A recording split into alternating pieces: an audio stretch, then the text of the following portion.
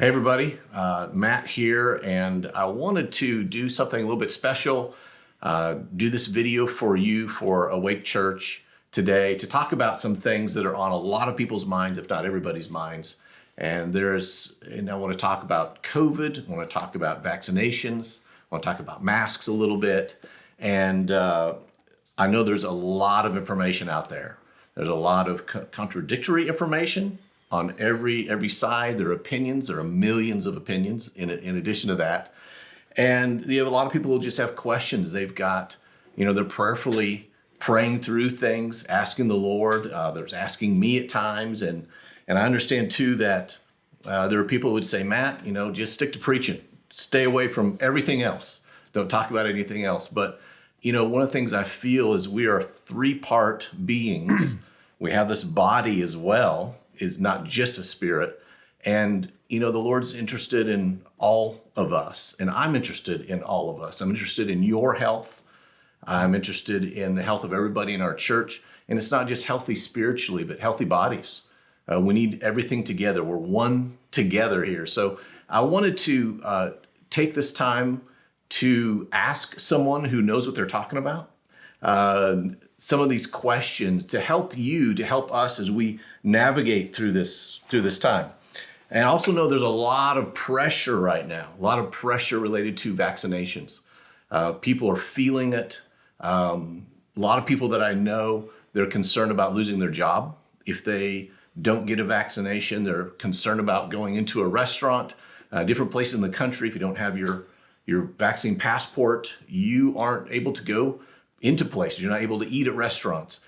Certainly travel is limited. And so there's a lot of pressure from outside and a lot of pressure from other people as well. So I want to talk some about that today.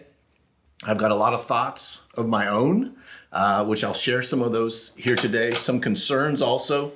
But again, I'm interested in your health and in all parts. So we just want to dive in here. So today I brought, or he came, I didn't bring him. He came. This is Dr. Bruce Lantelme.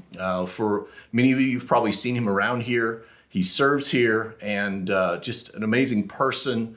He's been in the medical field as a physician for over 38 years. Is that right? 38 years. Went to Wake Forest Medical School, I guess, right? Yep. He was a physician in the Navy as well, and has a lot of experience. And with COVID and with many, many other things, it's been a benefit to really help to me and my family also. I so appreciate him. He's also obviously a strong believer and trust in the Lord. And I love some of the perspective that he has on health.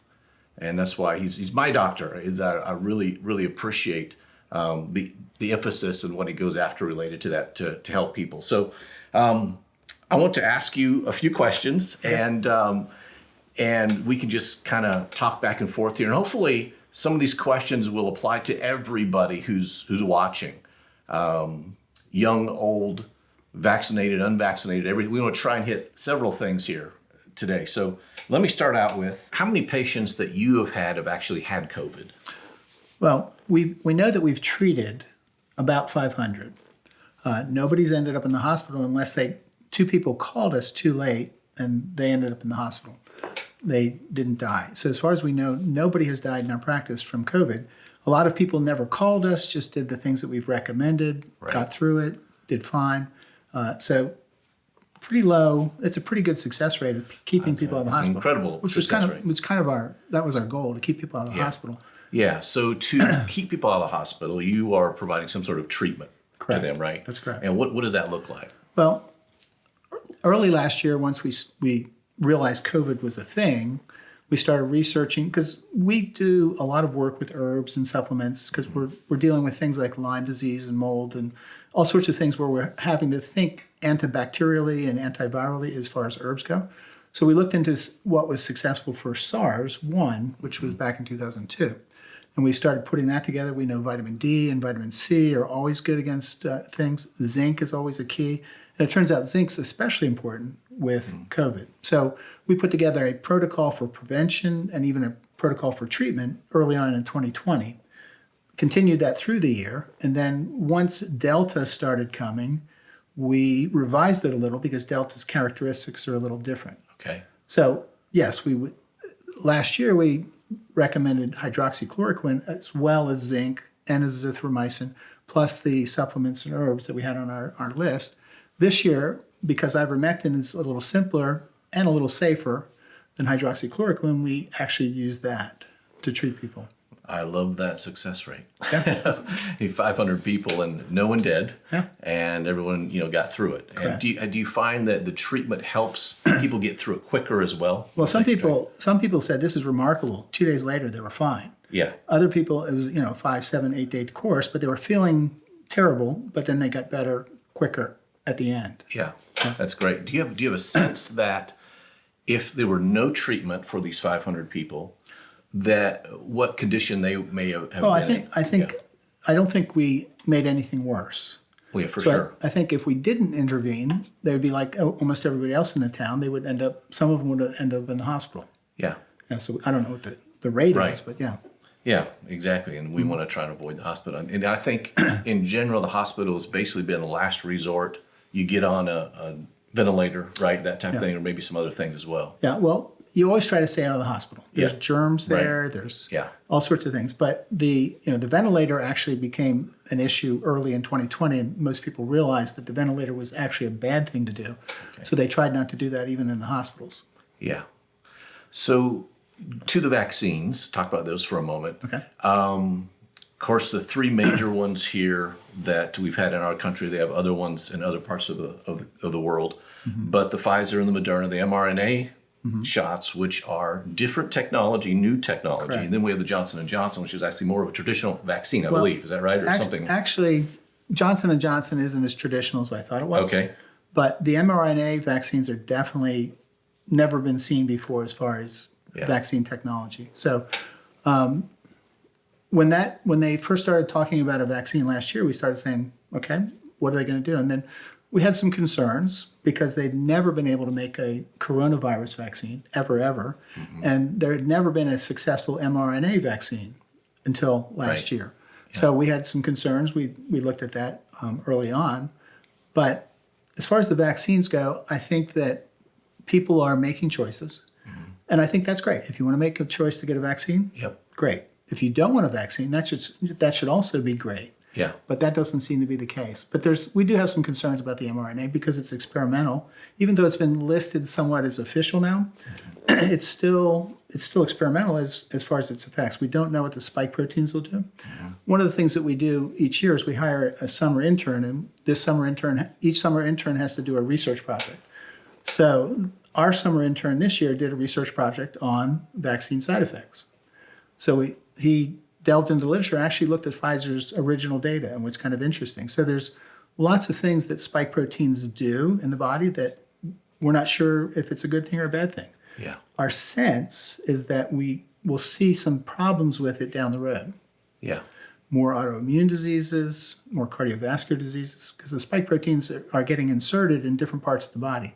Interestingly, the intern's research revealed from Pfizer's data that the ovaries actually concentrate the spike proteins more than any other organ. So that's a little worrisome to us. Yeah, for sure. And I've heard some about, because of the spike, the microabrasions perhaps that could be throughout the capillaries. Yeah, that's one of the theories, is that it roughs up the cardiovascular system. Yeah. So that's never a good thing. So we're just, we have seen cardiovascular issues with the vaccine. Yeah. So do you feel like that one of the three vaccine shots would be safer than another? Again, the mantra of the vaccine companies is they're safe and effective. Right. I don't think we can say that unqualified. Yeah. I don't think that we can say they're just safe and don't worry about it. And as far as effectiveness, almost every vaccine when they go through phase 3 trials is about 95% effective. Okay. But once it gets into the public, it tends towards the mean. And so 3 weeks ago, the CDC said that both the mRNA vaccines are about 52% effective against the Delta variant. Okay. So it was more effective against COVID-19, but the Delta variant, it's a coin toss. Uh-huh. So it's kind of like, right. Do you really want this if it's just a coin toss? Because there's possible risk with the vaccine, versus facing Delta. Right. I read today in a mainstream media report, I don't know if you saw this too, but I've been watching Israel a bit because they are highly vaccinating their people. So I think they're over 80%. Yeah, they're 87%. So they're way high. So we could kind of see how things are going there even more than here. And I read today that the Pfizer vaccine or shot, after 3 months there, is showing only a 16% effectiveness. So it's quickly falling off in its effectiveness. And that isn't it, yeah. Actually, Israel and Palestine side by side, 87% vaccination rate, high Delta. Palestine, 10% vaccination rate, low Delta. So there seems to be there's a relationship between Delta and the vaccine. Hawaii, most of the severest mandates, mask mandates, and highest vaccination rates in the country have high Delta. So I don't know what that correlation is, but there's something with the vaccination that the Delta. It seems that it's this. It seems that the spike protein is so specific for COVID-19 that it actually partially misses the Delta. Delta is 99.7%, the same as COVID-19, but it misses some. And so what happens is the spike proteins go out. The body goes, oh, great, the spike proteins are done. We don't have to do anything. And so the secondary part of the immune system doesn't get activated. And so that seems to be why people with the vaccine are actually getting Delta. Because the secondary, which is the more important part of the immunity system that the body has, is not alerted or not put into motion. So that's really interesting. We've seen that. We've seen that. So most of the people that we're hearing about actually that are getting Delta have been vaccinated. So then that leads to, if the effectiveness is dropping off, then now we're start talking about boosters. Correct. Right. So boosters are the next thing. So then that gives you a shot, right? A resurgence of protection necessary. In some ways. Here's the way viruses will always mutate. That's why every year is a different flu shot. Right. Okay. So there's a vaccine called Gardasil, which is an HPV vaccine. So it focused on 4 different viruses that were cancer causing. Those viruses have become less common, but the other 4 that cause cancer are much, much, much more common. Interesting. So it's kind of a selection pressure that way. Wow. And that's what happens with viruses. So would you have a concern, as maybe I do, of this never ending? In other words, there's going to have to be a constant booster. If you go down this road, then it's a constant booster to constantly try and fend off these things. Or that? Well, yes and no. I think because there's enough people that are actually getting COVID and they have natural immunity, and natural immunity is far better all the time than a vaccine. Right. Always, always, always. Because it's taking into account the whole virus, not just one specific spike protein. Right. So it may be that the people that get vaccinations are a little more likely to face new variants, but the people that had natural immunity will be protected. So at that point, it may be that the virus kind of dies out. Now, every pandemic we've had in the last 200 years lasted 18 months, give or take. Yeah.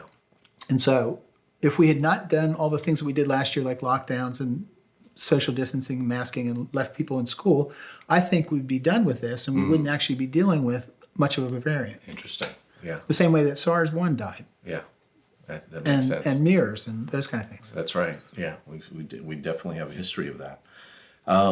So if someone doesn't want to get the shot or the vaccine for whatever reason, what do you suggest that they do instead? Okay. First of all, it depends if they're being coerced. Right. If they're coerced by their job or something, then if applicable, they should do a religious exemption. Yeah. That is the strongest way to defend yourself against a mandated, coerced vaccine. Is a religious exemption, because people are sovereign over their bodies. But if they're thinking about, should I get the vaccine, should I not?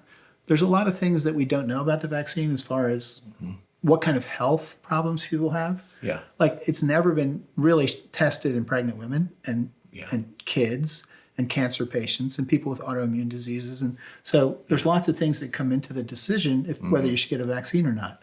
Some people that are very healthy will probably do fine with the vaccine. Right. They'll do fine, just like most people do fine with vaccines. But there is some concern for autoimmunity from vaccines. Yeah. So that's one of the things you have to think about. But if they don't want the vaccine, then there's things that they can do. First of all, what it did show is that if you're not healthy, you're more at risk. Right. So if you have diabetes or obesity or you're a smoker or you have cardiovascular disease, you're going to have a higher risk with COVID-19 and probably Delta also. So getting in the best shape that you can get in Yeah. is key. And so that's kind of what we think about all the time anyway, is how can we get people healthier? Right. But there are some things that are kind of basics for whatever comes at us as far as viruses or especially COVID and its variants. Is vitamin D is really important. So it's really interesting. If you have a vitamin D level of over 60, you cannot have a cytokine storm. So Okay, what is that? the cytokine storm is what really is the problem with COVID. Once COVID gets on board, your body overreacts with cytokines, and cytokines are good unless they're overreacting. Then you have an inflammatory storm in your body. Mm-hmm. So if you have vitamin D levels 60 to 80, you're not going to be able to you won't develop a cytokine storm, which in itself is what harms most people. Okay. Okay, so vitamin D. Vitamin C is always good. It's always good antiviral. It's crucial for the immune system. Humans and guinea pigs and other primates are the only mammals that don't make their own vitamin C. So if you're just eating an orange or taking a multivitamin, you're not getting enough vitamin C. So need to take some supplements. Take the Correct. vitamin C gives. And then zinc, interestingly, blocks the viral replication of COVID. Okay, so it's Okay. and so taking zinc, pumpkin seeds, oysters, mushrooms, or a zinc supplement, really a good thing to do because zinc has 200 different things it does in the body, but one of the things it does is it's blocking viral replication. So That's a good thing. yeah, and that's Yeah. so those are three basic things that if anybody did, they would be healthier just by doing those three things. Yeah, and what to me, one of the things I like about your approach too is focusing on your health, staying healthy, so your body can. And we even know, and they've said all along that there are certain people that are in high risk categories related to this, and it's obesity, right? Diabetes. I know there's a third one. There's hypertension, any cardiovascular disease. Okay. African Americans have a higher risk, but it's probably Okay. because their vitamin D is low. Okay. So that's important too. So again, these are kind of basics for really any viral Right. things, but COVID-19 in particular, because it inflicts this cytokine storm on the body, if you can block that, you've really done a lot. Yeah, and to me that all plays into, and you mentioned this earlier, having a robust immune system, because that's what we all need, right? So we don't want to just depend on some outside, whether it's a shot or whatever, to fight for us. God gave us this immune system, right? That's correct. So here's the thing. You put masks on, you socially distance, you lock down, all of a sudden you're getting less and less exposure to antigens. You want to continually challenge your immune system. Yeah. Get out in the dirt, get out in the garden, that kind of stuff. Get among people. And then what's happening is your immune system gets hit with something and it goes, oh, I've seen that before. And then it Right. just takes it. So there's a lot of healthy people with good immune systems. They get exposed to COVID, nothing happens. Yeah. They don't even have to mount an antibody response because it takes it out at the door, so to speak. Yeah. So one of the things that I suggest that people do is if they go out in a crowd and they come back from home, they can spray their nose with silver or hydrogen peroxide. Yeah. Spray their throat. So whatever residual virus they may have picked up, then the immune system can do the rest. So you can kind of help yourself doing that way. Which is amazing to me. I mean, God gave us this immune system to fight this stuff. Well, the immune system Yeah. is amazing. But here's the interesting thing. We all think about, okay, let's make antibodies or spike proteins. Yeah. There's 3 billion B cells. Those are the cells that make antibodies. There's 300 billion T cells, and that's the rest of the immune system. So if you're just depending on those 3 billion, you're really missing a lot. Yeah. So 300 billion T cells that have been trained by continual exposure to different antigens, but also healthy eating, healthy living, it keeps your immune system strong. Yeah, I've heard the T cells compared to like the special forces in the military. These are the guys that they're going after stuff and they're taking it out, right? But in one sense, it's kind of like it's the reverse because this because there's so many. Yes, there's so many of them. It's not just an elite group of SEALs. Yeah, they're huge. Yeah. So that's what all vaccines are based on, is making antibody response. Okay. So it's always an incomplete immune response to whatever it is, and that's why you have chickenpox boosters and measles boosters and tetanus boosters and all that, because you're only activating one little section of the immune system. Yeah, and that makes sense. We want our whole immune system activated. That's correct. So exercise is one way to do it. Good sleep's another way to keep your immune system happy. So there's lots of things that you can do naturally that keep you healthy. So let's say a person gets COVID. They haven't had a vaccine. They get through it. So now, what has gone on inside of them as far as future, whether it's Delta or any other variant? Well, interestingly, that there's an Israeli study that just came out that says that naturally immunized people, meaning they got the infection, compared to the people with the vaccine are 13 times more likely to get Delta compared to the people with natural immunity. So it really is because it's looking at the whole virus and not just the little spike protein. Now, as an aside, what's really interesting is it's almost as if ivermectin was developed for COVID because it decreases replication, it decreases, it actually binds to the spike protein in 3 different places. And there's nothing else that does that. Now, vitamin C does that similar, but ivermectin is superior. Now, the FDA disingenuously made an announcement several weekends ago that said, "You're not a horse," implying that this was a horse medicine and should never be used by humans. But in 1996, the FDA approved ivermectin for human use, safe and effective was their words. And the people that invented ivermectin actually won Nobel Prizes. So it's not a terrible drug. Just like hydroxychloroquine is being used all over the world, billions and billions and billions of doses. And rheumatologists will often put people on hydroxychloroquine, at least before COVID, for years at a time. So it's not a dangerous drug. Actually, you can give that to pregnant women and nursing women and babies. It's safe. So the fact that it's been delegated to the dangerous drug category it's false. Doesn't make any sense. It's false. If there is long-term studies, we have it on ivermectin. And there's good studies on ivermectin. There's good studies on hydroxychloroquine. So would you recommend that anyone who's been through COVID ever get a vaccine beyond that? Well, there's no upside. There's no upside for you to get the COVID vaccine, any of the COVID vaccines, if you've had natural immunity. There's only a downside. So that's kind of like, why would you do that? You're entering risks. So that should be, that should be an exclusion for companies that are mandating a vaccine. Have you had COVID? Yes. Well, then you shouldn't get the vaccine. But that's not how they're thinking. That doesn't seem to be a disqualifier. So where do antibodies come into play with this? Because I've heard different things that if you've had it, then you have the right antibodies to fight things, but then maybe they wear off over time. How does that work? Your antibodies will wane over 4 to 5 months with COVID, maybe a little longer. But your T cell memory, again, there's 300 billion, that will last for decades. So there were people that had SARS-1 that got exposed to COVID-19 and did not get sick. And they had good exposures. So it basically proved that the T cell memory was there.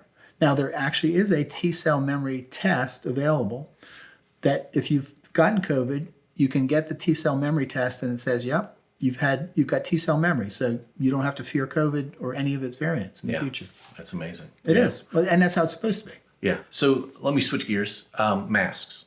So we have new mandates now and they come and they go and all those things. Effectiveness of masks in your viewpoint. Okay. The data really does show that masks are not effective. The analogy is good. It says it's like putting a cyclone fence around your yard to keep the mosquitoes out. Even the N95, the size is twice, the holes in an N95 is twice the size of a COVID vaccine. I mean, a COVID virus. So the masks themselves are never perfectly worn. And a lot of the times they will compare them to surgeons who are in a perfect environment. They have their masks fitted, and they only use that mask for one task. Most people aren't using their mask for 2 hours and then getting a new mask. They're using it for days and days and days. There was a study in Florida that cultured the inside of masks, and it was horrible what was growing on the inside of masks that people were wearing. Cloth masks aren't any better, and N95s, unless they're form-fitted, and that's rare, Yeah. are not going to be helpful.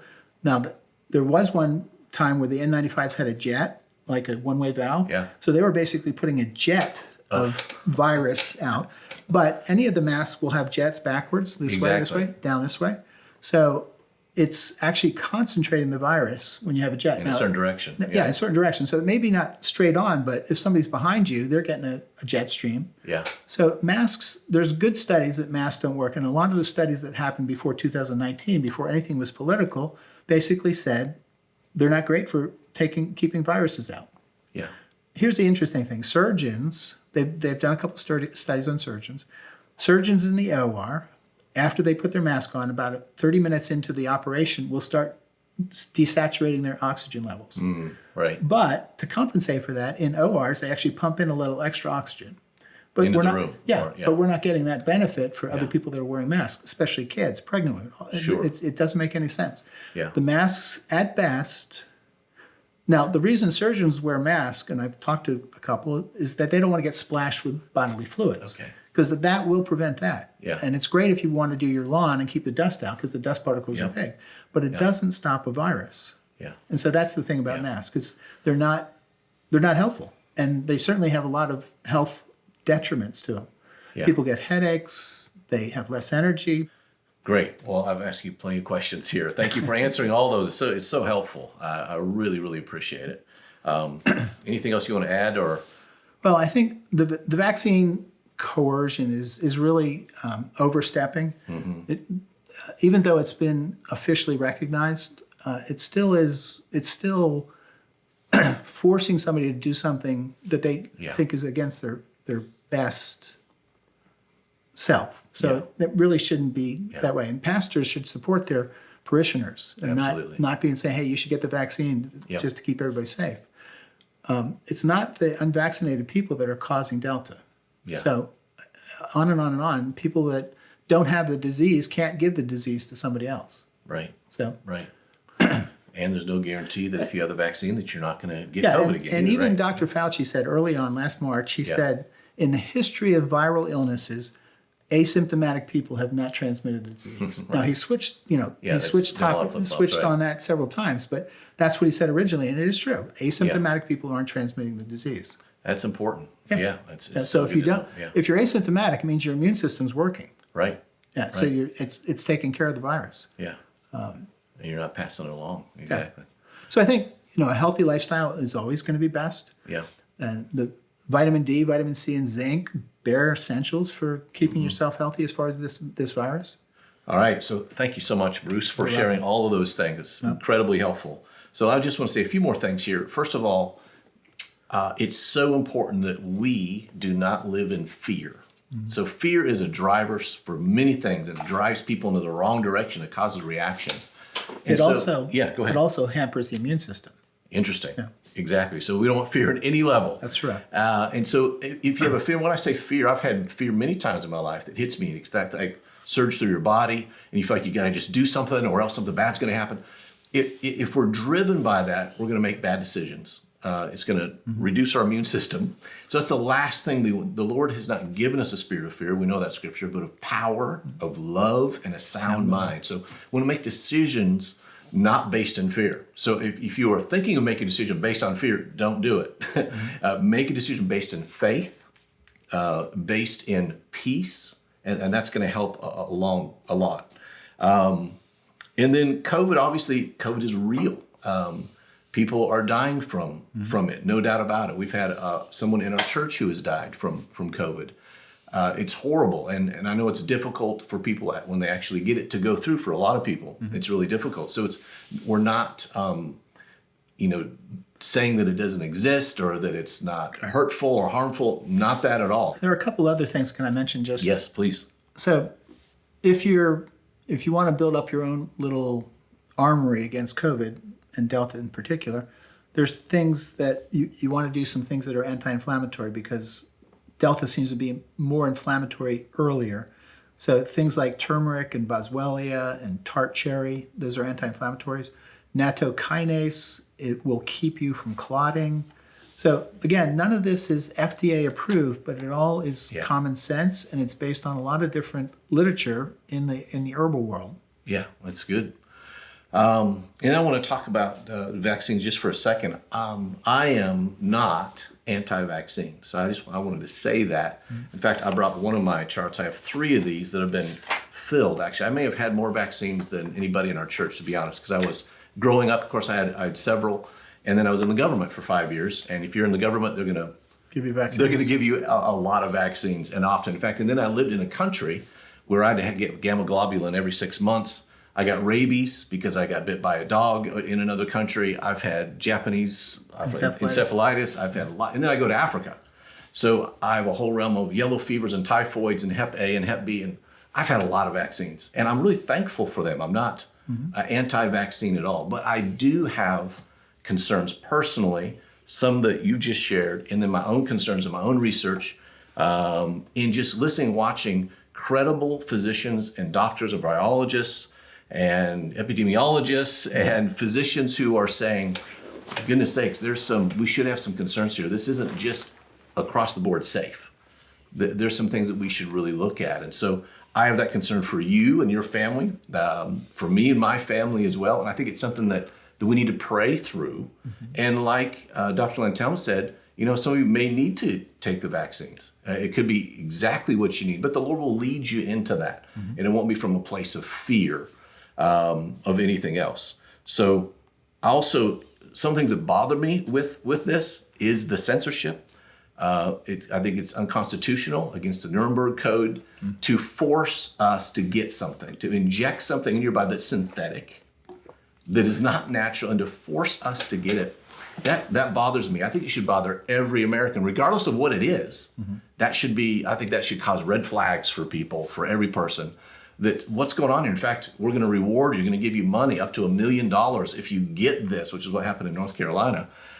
That's crazy to me. And then to get castigated, thrown aside, fired, everything if you don't get it, that's bizarre to me too. So there's several issues of this that I think are wrong. If you get it, I think it really does need to be with your free will, and that you feel like it's what you're supposed to do. And that's one thing. So I have concerns about that just from the government standpoint and the pressure that's coming against so many people. And then another level is, and this touches the spiritual side, but your body is, as the Bible says, the temple of the Holy Spirit. It's the place that God dwells by His Spirit is inside of our body. So what we put in our bodies, it matters. There's something. That's why we want to eat well. We don't want to be addicted to anything, drugs or alcohol or things like that. I'm careful with what I put in my body, both food-wise, drugs-wise. I'm not going to put illegal drugs for sure. And certain drugs, I want to make sure that this is something that I'm okay with, that the Holy Spirit's okay with, me putting inside of me. So I think everybody should have that view, actually, and ask the Lord, is this okay for me to put inside my body? And to question certain things. It's not a bad thing at all. Do some research and make sure that what you put inside of you is safe. Well, there was a New England Journal study that, if you looked at the chart, it wasn't in the headline, but first trimester vaccine. If they took the vaccine in the first trimester, there was an 82% miscarriage rate. 82%. Yeah, that's in the graph, but it's not reported in the body of the literature there. Yeah. So pregnant women, I would say, think it's safe to say both. You'd have high concern if you're pregnant. Yeah, don't do it. Yeah, don't do it. Particularly maybe second trimester, maybe not at all. As far as I would say if you've had the vaccine, there should be zero shame. If you haven't, there should be zero shame. For however you have chosen to live and what you've chosen to do, zero shame. And that is also the way we want to treat one another as well, that we don't look down upon anybody, whether they have or they haven't or anything like that. And let's follow the Lord. Let's ask Him. Let's pray. He leads each of us individually. It's an individual matter. And I so appreciate that the Lord is that way. But if you would like to get more information, there are a couple websites that we were thinking of that could be helpful for you. You mentioned the religious exemption. Yes, thehealthyamerican.org, if you want to craft a religious exemption. Yep. Another site is called truthforhealth.org. Dr. McCullough, one of the leading physicians in the world related to these type of things, the viruses, has input with that, and just some great information there to help you as you navigate. So, again, thank you for being here, for talking about this. It's been great. Lord bless you guys. Praying for you, and I support you in what you do. And if we can help in any way related to this, we want to do it. So, Lord bless.